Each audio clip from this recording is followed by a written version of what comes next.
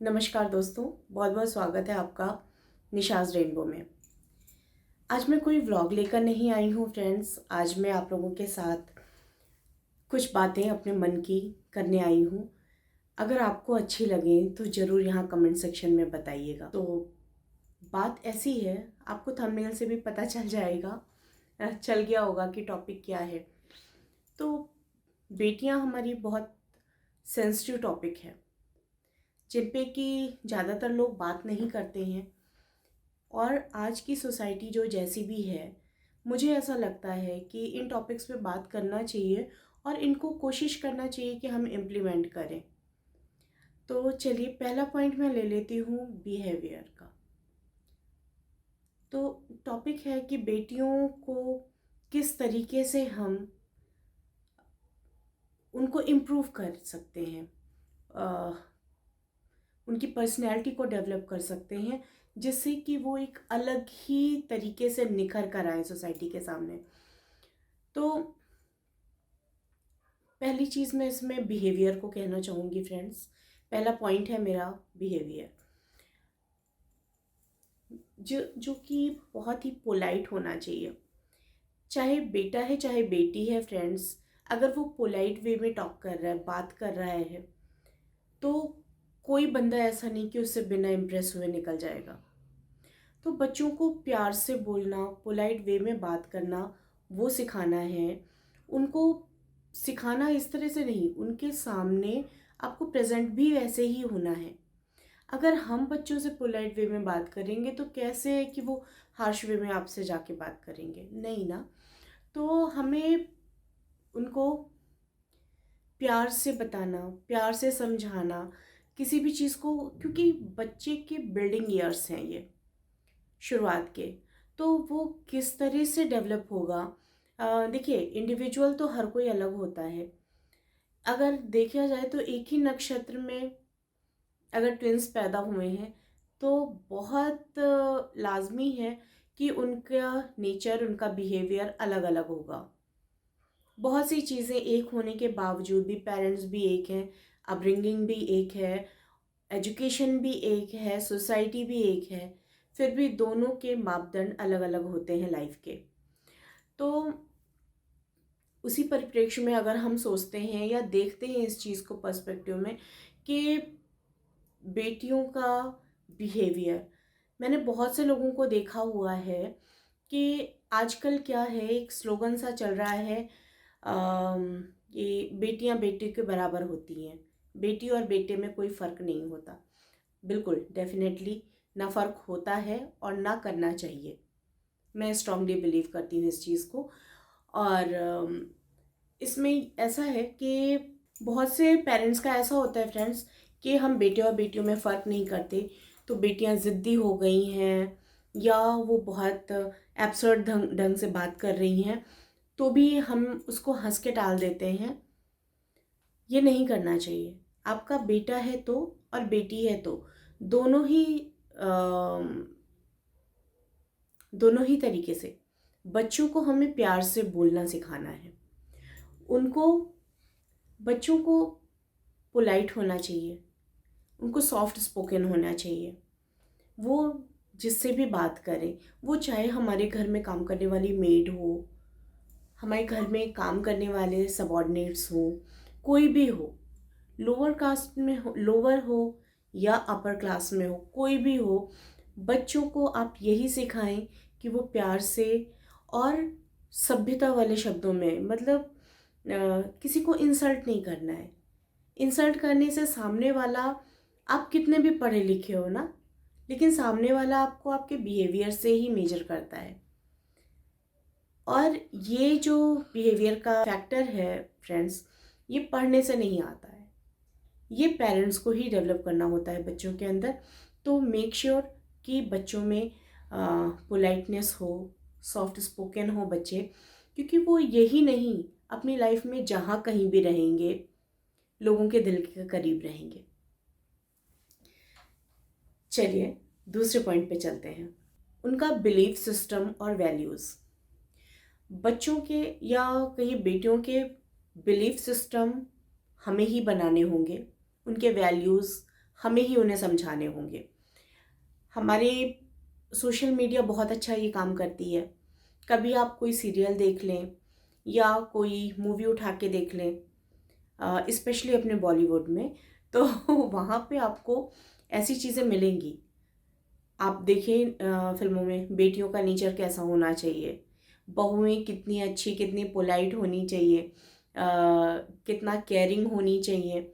ये हमें कोई हमारे पेरेंट्स बिठा के नहीं समझाते, नहीं सिखाते कि बेटा ससुराल में जाकर लड़ाई करना, झगड़ा करना या प्यार से रहना। लेकिन हमारी सोसाइटी में ये जो सोशल मीडिया है, ये जो मूवीज़ हैं, जो सीरियल्स हैं, सीरियल्स भी देखिए, इतने सारे सीरियल्स बने हुए हैं एकदम परफेक्ट वाली बहू पर, परफेक्ट वाली बेटी पर, कि अपना सारा कुछ सेक्रीफाइस करके वो फैमिली के लिए क्या करती है। तो ये बहुत बड़ी चीज़ है सोसाइटी में कि वो क्राइटेरिया या कहिए कल्चर सिखा रहे हैं हमें। तो इन चीज़ों को पूरा तो नहीं कर सकते, वो तो एक्टिंग कर रहे हैं, बट हाँ, जो जितना ज़रूरी है उतना आना चाहिए, उतना सिखाएं अपनी बेटियों को। फैमिली की वैल्यूज़ बताएं उनको, रिलेशनशिप की वैल्यू बताएं। ऐसा नहीं है कि वो कहीं भी रहेंगे, किसी भी एज ग्रुप के रहेंगे, उनके आसपास वो रिलेशन से घिरे हुए हैं।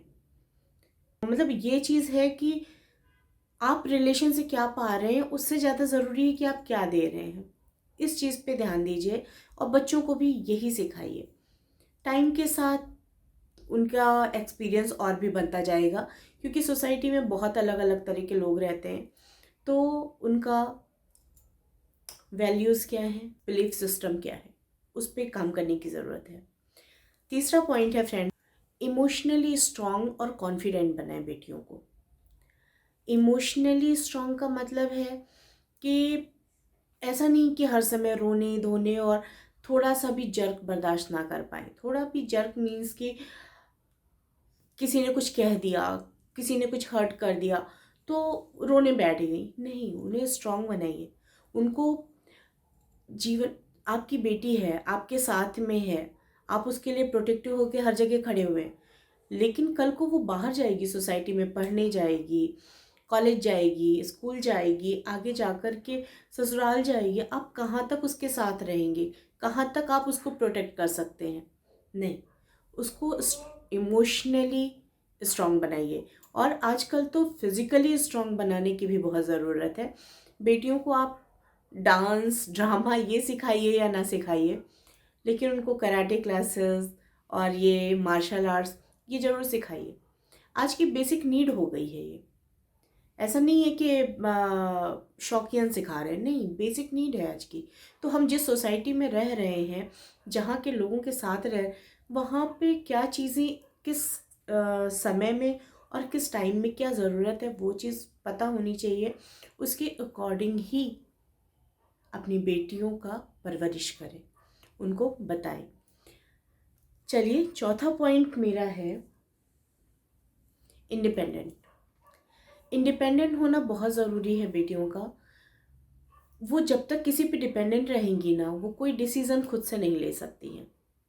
ऐसा बहुत कम लोगों के साथ होता है कि वो किसी पे डिपेंडेंट हैं और अपने बारे में भी कोई डिसीज़न वो ले सकते हैं, या फैमिली के बारे में कोई डिसीज़न ले सकते हैं।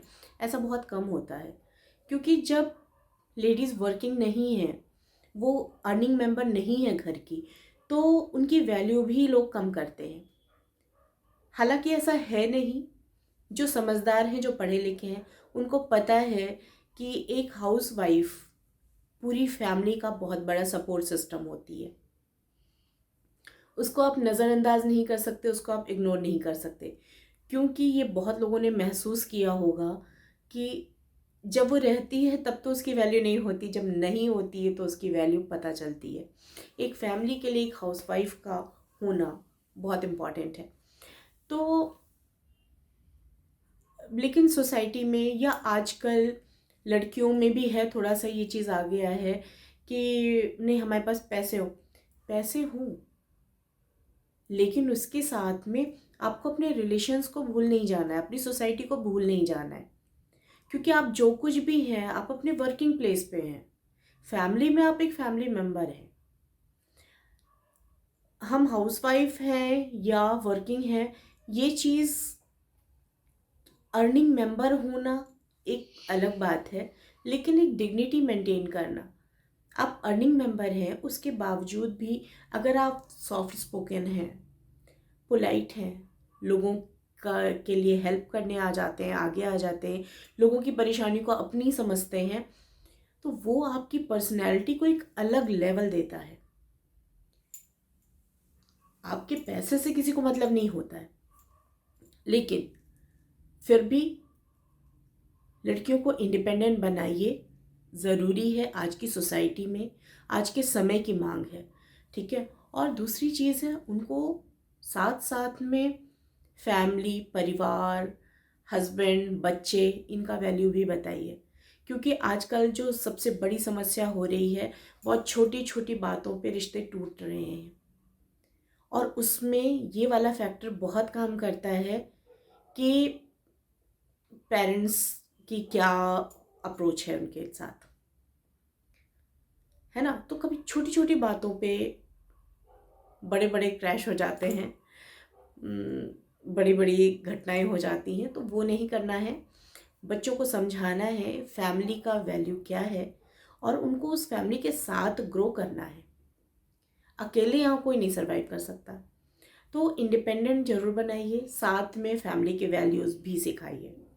और मेरा लास्ट पॉइंट है फ्रेंड्स, बेटियों को सिखाएं उनको अपनी आवाज़ उठाना, वो अपनी वॉइस को रेज करें। अगर उनके ऊपर कोई गलत अत्याचार हो रहा है, उनको कोई